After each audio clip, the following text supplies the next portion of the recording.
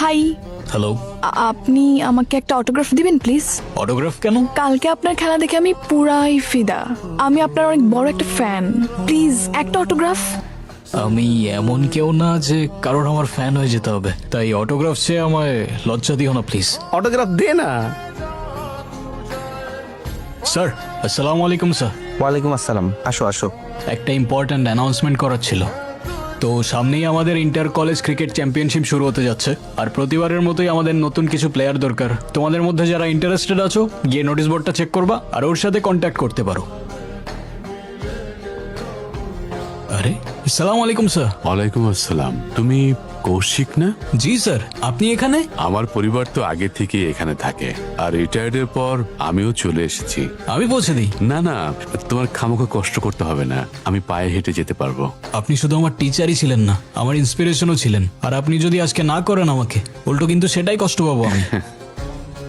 এখনো কি ক্রিকেট খেলো? জি স্যার, আপনার সব মনে আছে? হ্যাঁ হ্যাঁ, এইভাবে চলে যাবে? বাবা বাইরে যাচ্ছি, টাকা দাও তো। এই, তোর সাথে পরিচয় করে দিই। আরে, আপনি?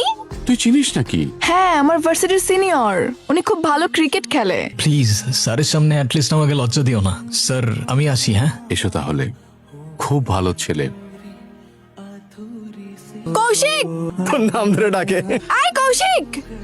দাঁড়া তো। কই যাস? কি সমস্যা? আমার নাম ধরে ডাকতেছো কেন? সিনিয়র আমি তোমার। আই, সমস্যা কি?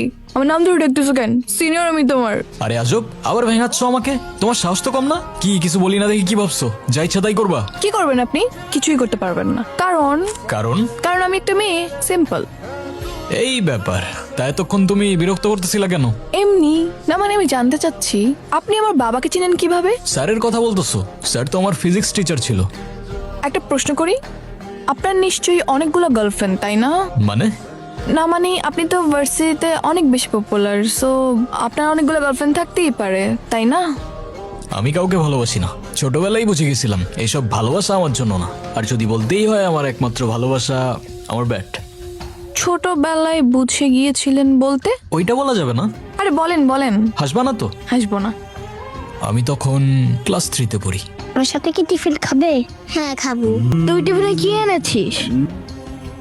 আর দেখ আমি কি এনেছি টিফিনে।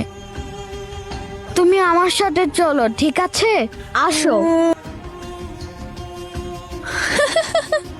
ওর আল্লাহ। এই, তুমি কথা দিছিলে আমাকে তুমি হাসবে না। তোমাকে বলাই আমার ঠিক হয়নি। না মানে সরি, আসলে আপনার ছোটবেলার কাহিনী এত কিউট যে না হেসে পারলাম না। হ্যাঁ, আমার কষ্টের কাহিনী তোমার কিউটি লাগবে। আমার কাছে ব্যাপারটা কত সিরিয়াস তুমি জানো? আচ্ছা ঠিক আছে, সরি।